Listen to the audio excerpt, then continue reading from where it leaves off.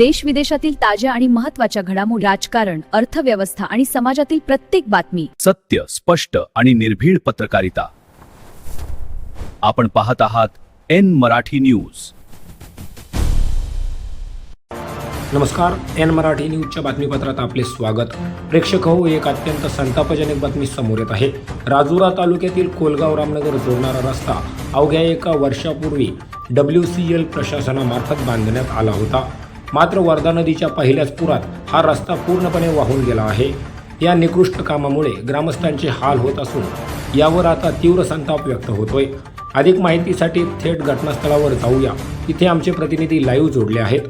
पाहूयात आमचे प्रतिनिधी आनंद मांडवकर यांच्या प्रतिक्रिया. नमस्कार, मी आनंद मांडवकर. मी आज रामनगर कोलगाव या रस्त्यावर उभा आहे.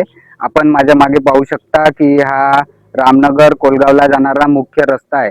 या रस्ता सतत 2-3 दिवस झालेल्या पावसामुळे हा रस्ता फुटला आणि मुख्य म्हणजे हा रस्ता 1 वर्षापूर्वी WCL प्रशासनाने बांधला होता.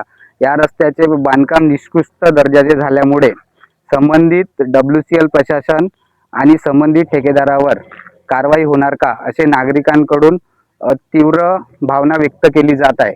कॅमेरामॅन आशिषसह आनंद मांडवकर, राजुरा.